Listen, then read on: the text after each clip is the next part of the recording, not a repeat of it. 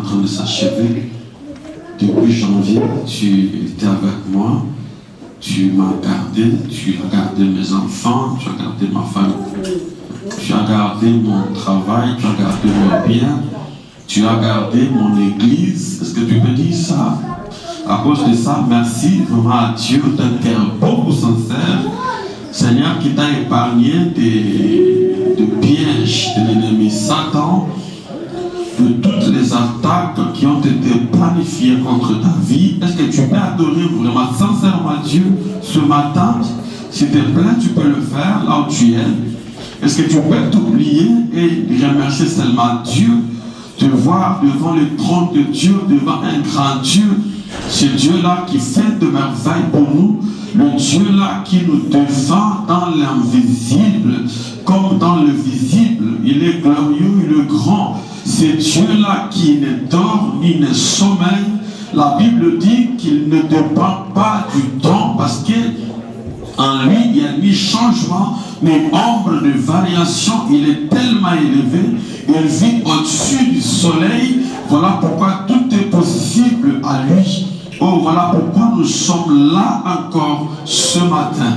Alors qu'il y en a qui ne comprennent pas l'amour de Dieu, la bonté de Dieu, la magnificence de Dieu pour eux, ils préfèrent aller vers d'autres occupations qui n'apportent vraiment rien, alors que d'autres n'ont pas l'esprit connecté avec le royaume de Dieu, ou ils vont dans des occupations futiles. Toi, du moins, tu es là, signe de reconnaissance devant ton Dieu. Alors il est important que tu exploites réellement ces temps dans la présence de Dieu et que le Seigneur sente réellement que nous sommes là et que nous nous sommes réunis devant son trône ce matin. Oh, alléluia. Alléluia. Alléluia. Oh Seigneur de gloire. Gloire à toi, Seigneur. Gloire à toi, notre Dieu. Gloire à toi, le Dieu d'Abraham, le Dieu d'Isaac et le Dieu de Jacob. Gloire à toi, celui qui vit dans un lieu vraiment élevé. Gloire à toi qui trône dans la sainteté, oh Dieu. Tu es élevé en gloire, en honneur, Seigneur. Tu mérites la vénération, Seigneur. Voilà pourquoi nous t'adorons, Père. Sois béni pour toutes choses, pour ce que tu as fait pour nous depuis le début de l'année jusqu'à présent. Oh, alléluia. Je peux te demander, en ayant les yeux fermés, d'applaudir Dieu. Oh, alléluia. Adorer Dieu avec des applaudissements, parce que ce Dieu-là, ce qu'il a fait pour nous est grand. Je te demander d'applaudir pour Dieu, d'applaudir l'éternel Dieu des armées ce matin. Gloire à toi, éternel. Gloire à toi, le Dieu de gloire. Gloire à toi, le merveilleux Dieu.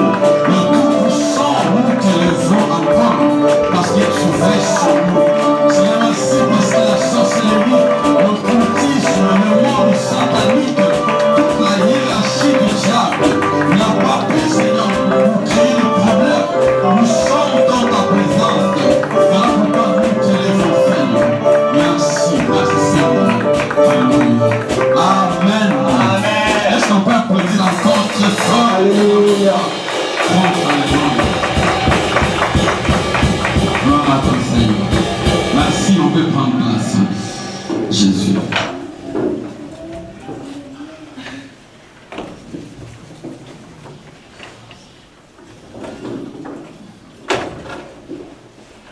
Amen.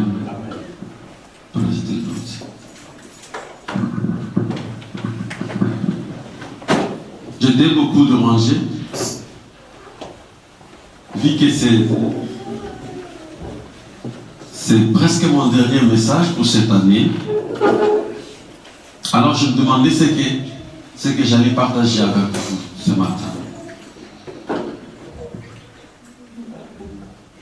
Parce que le week-end prochain, je serai à Padova. Et le week-end de la fin d'année, je serai en France. Alors, je me demandais qu'est-ce que je peux partager avec vous. Restez là.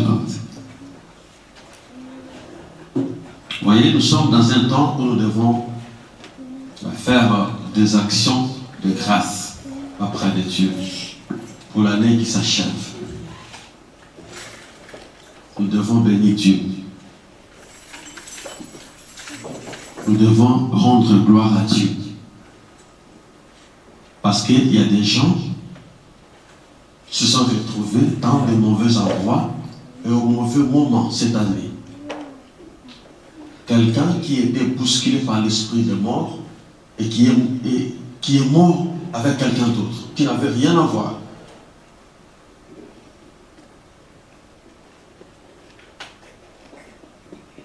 Alors nous sommes là, nous sommes en bonne santé.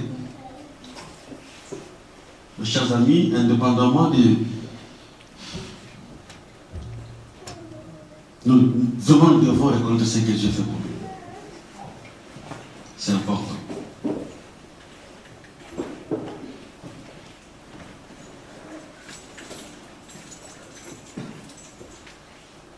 Et nous devons mener la vie de Dieu. Nous devons avoir à nous la vie de Dieu.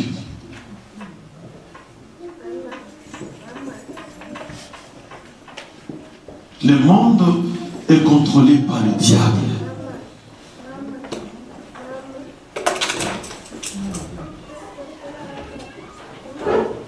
Le monde est sous l'autorité du diable.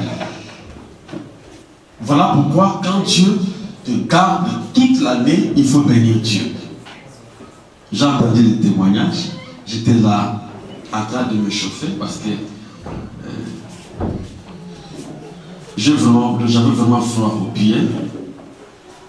Alors j'étais là au fond en train de réchauffer mes pieds parce que je savais que quand je viendrais ici, mes pieds vont encore se congeler. J'ai quand même entendu le témoignage de la sœur Rose. J'ai béni Dieu pour ça. Il y a une fille qui travaille avec moi. Ça fait un temps, il y a Lynn qui est allée à la maternité. Alors ils ont organisé des choses de telle façon qu'elle maintenant elle travaille de 9h à 17h. Moi je lui dis, vraiment cet horaire-là me plaît. Et elle fait de 9h à 15h. Béni Dieu pour ça. C'est un horaire assez... Amen. Il n'y a rien de fatigant que s'il faut te réveiller à 5h du matin. Ça dérange. Alors à la fin de l'année, nous serons ici, les 31. Le pasteur Seba sera là, avec nous qui serons là. Il sera là avec son église. Et je sais qu'il va travailler avec les anciens qui seront là. Et nous devons passer un excellent réveillon, une nuit de prière, vraiment d'action de grâce dans la présence de Dieu et sous sa coordination. Je pense que tout va se passer mieux. Parce que moi je suis retenu en France et Dieu a permis que ce soit ainsi. Alors je disais, c'est le temps où nous devons penser également à Dieu. Nous devons bénir l'Église par rapport à tout ce que Dieu a fait pour nous. Réellement, il y a une onction dans l'Église et qui garde, qui protège tout membre de l'Église. L'Église est chapeautée par Christ. Et Christ veille sur tout membre de l'Église. Voilà pourquoi c'est beaucoup dangereux quand les gens quittent l'Église. Là où il y a la vie, vont se retrouver dans des groupes inutiles. Là où Dieu n'est pas adoré en vérité. Les gens ne savent pas ce qu'ils courent comme risque. Et souvent c'est le diable qui le font parce que la Bible dit, nous ne sommes pas de ceux qui se retirent pour se perdre. C'est une fausse manœuvre de l'ennemi. Je vais partager avec vous dans Jean chapitre 3, le verset 16.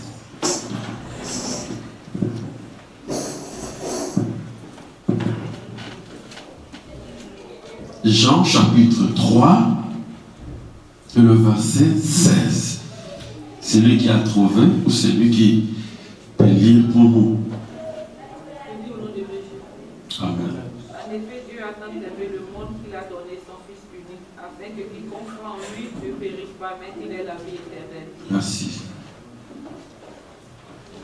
La Bible dit, car Dieu a tant aimé le monde qu'il a donné son Fils.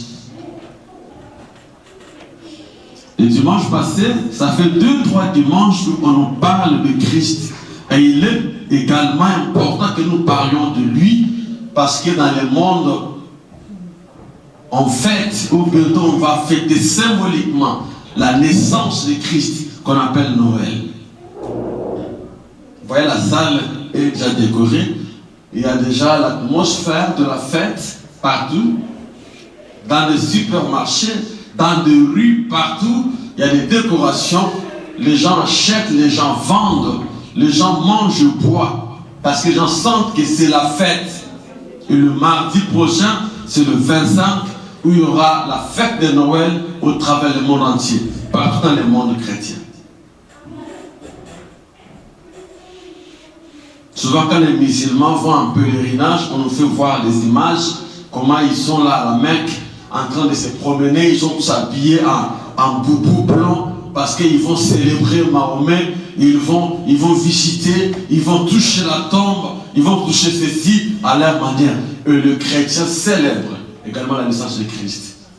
Et il est important que nous parlions de Jésus. La Bible dit, Dieu a tant aimé le monde qu'il a donné. Voilà. Ici, il y a 2 mots qui sont clés dans ce verset. Monde et l'amour de Dieu. Le monde ne s'est pas créé seul. Depuis le début, la Bible nous fait comprendre que le monde a été créé par Dieu. La Bible dit, il y a un soir et il y a un matin. C'était le premier jour. Dieu a créé ceci. Il y a un soir et il y a un matin. Le second jour, Dieu a créé ceci.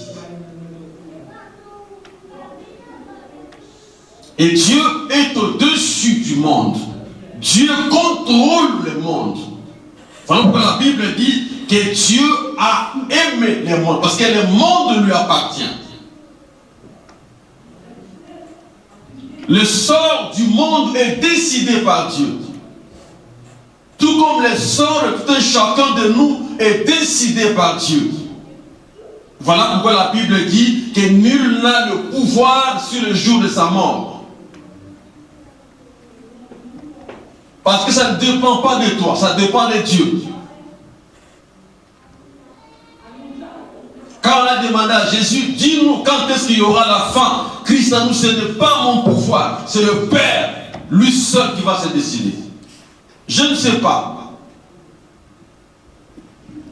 Parce que c'est Dieu qui détient toute l'autorité. Le monde est contrôlé par Dieu. Les hommes peuvent avancer tous les arguments qu'ils veulent, mais le monde appartient à Dieu. La Bible dit, ce qui arriva au monde de Noé arrivera aussi à ce monde ici. Ça, c'est ce que la Bible dit. Alléluia. Amen. Dans ce monde-là, de Noé, les hommes n'étaient pas morts à cause des eaux. Le déluge n'était pas destiné à tuer quelqu'un. Parce que Dieu avait permis à Noé de construire l'arche. Et Dieu avait dit, appelle tout le monde, que les gens viennent dans l'arche.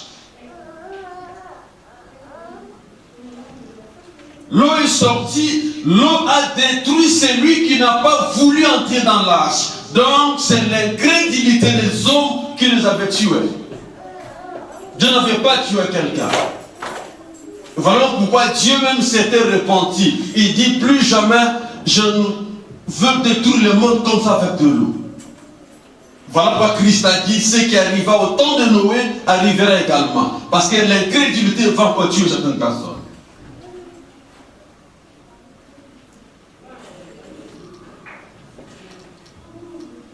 Dieu aime le monde Et la Bible dit, il a donné son unique fils. Donc l'amour de Dieu va au-delà de tout ce que l'homme peut penser. L'amour de Dieu touche toute personne. Voilà pourquoi la Bible dit que le soleil apparaît pour les bons et pour les justes. Il pleut sur le champ de justes, tout comme sur le champ de méchants. Les jardins fleurissent tous. Parce que l'amour de Dieu touche toute personne. La Bible dit, il a tant aimé le monde qu'il a donné son fils. Vous voyez ça?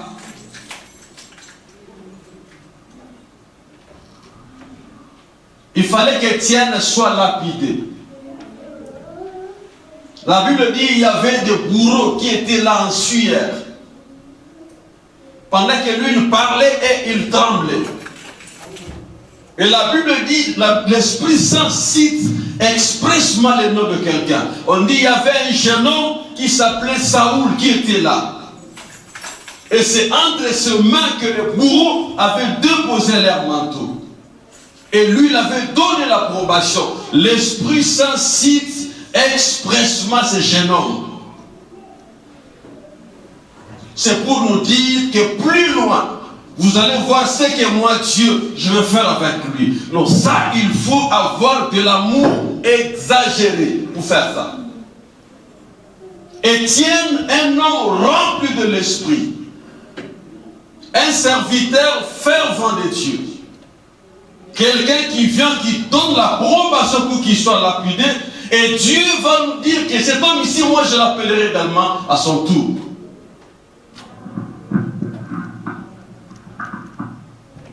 Dieu a tant aimé le monde. Et Dieu va le rencontrer pendant qu'il allait encore pour aller tuer, pour faire du mal.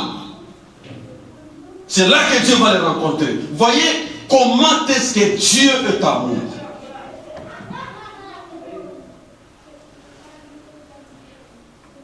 Et ici, il est dit, Dieu a tellement aimé qu'il a donné son fils. Une sémence jetée dans l'obscurité. Une vie donnée en sacrifice pour que les hommes soient sauvés. Et Salomon dit dans Cantique des Cantiques, il dit l'amour est fort comme la mort.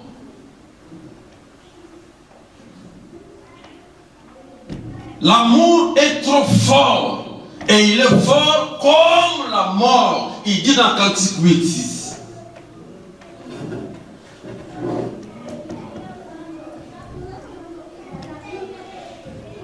Dieu a aimé le monde et enfin il a donné. Et la Bible dit afin que quiconque croit, qu'il ne périsse pas, mais qu'il ait dans le présent, que tu aies la vie éternelle. Christ définit la vie éternelle. Il dit, or la vie éternelle, c'est qu'ils te connaissent toi, le seul vrai Dieu, et celui que toi tu as envoyé.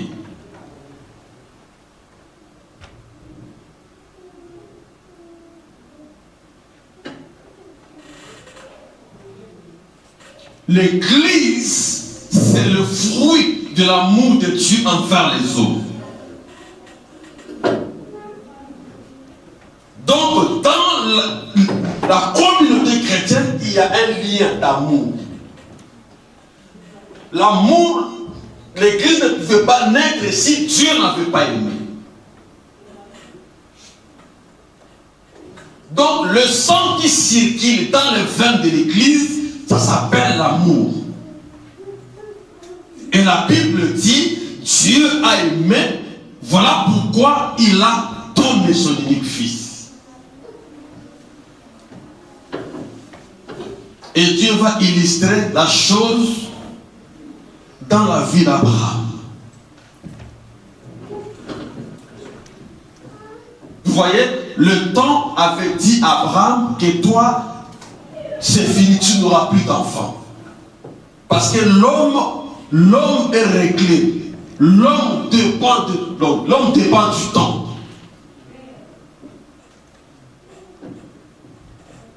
L'homme se dépêche. Il fait certaines choses à cause du temps. Non, c'est le temps de se marier. Tout le monde commence à te faire comprendre que si tu ne te maries pas maintenant, c'est beaucoup dangereux pour toi. Parce que l'homme dépend du temps.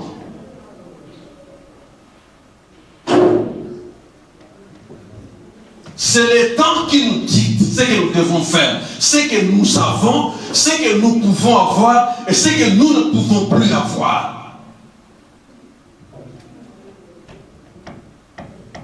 Et le temps pour Abraham avait touché à sa femme.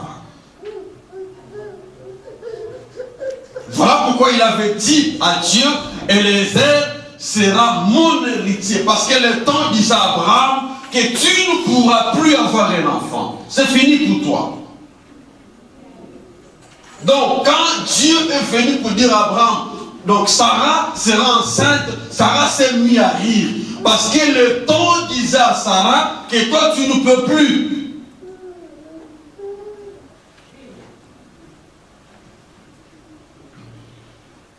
Il y a des accoutrements. Si je donne à Bagasson, porte ça. Il dira non, je ne peux pas porter ça. C'est le temps qui nous dit que ce n'est plus ton temps de porter ça. Il faudra que tu portes ça 20 ans passés. Donc le temps nous dit ce que nous devons faire, ce que nous avons, parce que nous sommes sous le soleil. Alors que le temps pour Abraham était déjà fini, Dieu va dire, prends ton enfant, viens donner, viens s'aimer, va tuer l'enfant. L'homme ne savait pas, après que j'ai donné l'enfant, qu'est-ce que j'aurai? Qu'est-ce qui me restera? Il n'a pas réfléchi. Il a agi comme un insensé.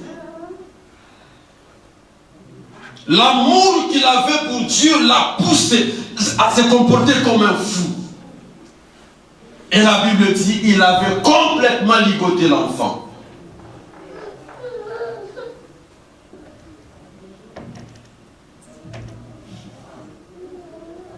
Donc l'amour est fort comme la mort. Pourquoi? Parce que en temps normal, Dieu ne pouvait pas donner Christ. Dieu ne pouvait pas le faire. Mais Dieu l'a fait parce que l'amour est trop fort. L'amour est invincible. Donc le péché, l'iniquité qui était dans le monde, le mal, toute la cruauté, toute la méchanceté des hommes ne pouvait pas éteindre la flamme de l'amour de Dieu. Voilà pourquoi malgré tout ce qui s'est passé, Dieu a sémé son Fils. Dieu a donné Jésus. La Bible dit afin que les hommes aient la vie. Tous les hommes en général. Voilà pourquoi Jésus a dit, cette bonne nouvelle sera prêchée partout dans le monde. Pierre dit, la promesse est pour vous, pour vos enfants et pour tous ceux qui sont loin, en aussi grand nombre que notre Dieu les appellera. Parce que le salut a été offert à tous.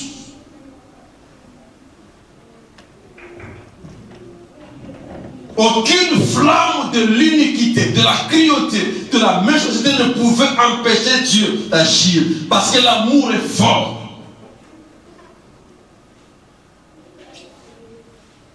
L'amour accepte tout.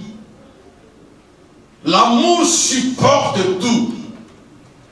L'amour va au-delà de toutes choses.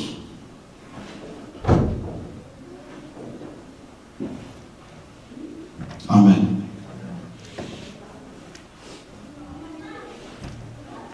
Jésus viendra sur la terre. La Bible dit, afin que quiconque croit en lui, quand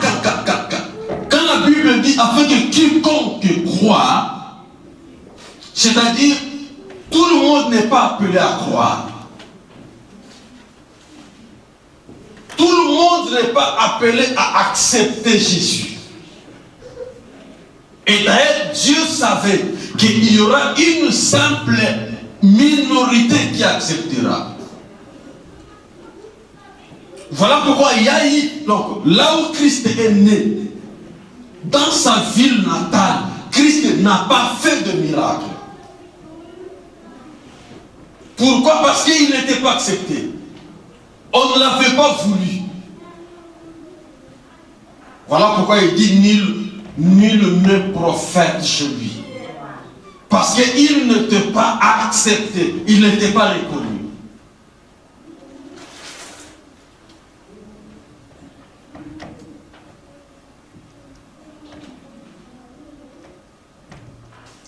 L'amour est fort comme la mort. Vous savez, on ne peut pas arrêter la mort. Non, on ne peut pas l'arrêter. Il n'y a rien qui peut arrêter la mort. Il n'y a pas un seul endroit où on peut fuir la mort.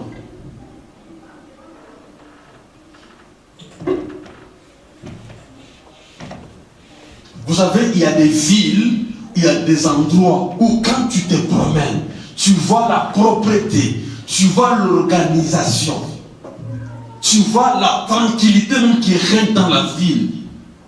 Tu peux croire que la mort peut entrer jusqu'ici. Mais la mort entre partout. La mort touche toute personne. Parce que la mort est forte. On ne peut pas échapper devant la mort. Même Moïse qui a parlé avec Dieu comme l'homme parle avec son ami, il n'a pas pu échapper à la mort.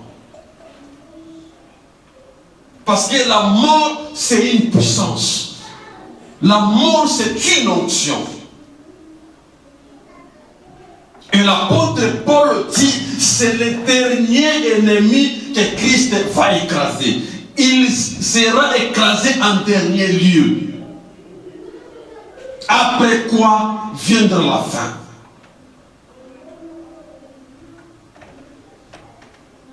On va vaincre la sorcellerie, la magie, l'occultisme, la haine. Christ va tout vaincre. La mort viendra en dernier lieu.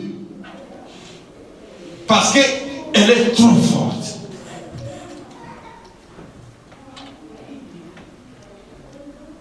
Et la Bible dit, au jour de la mort, il n'y a pas de délivrance. Amen. La Bible dit, il n'y a pas de délivrance pour le jour de la mort. Parce que la mort, c'est une puissance. Et la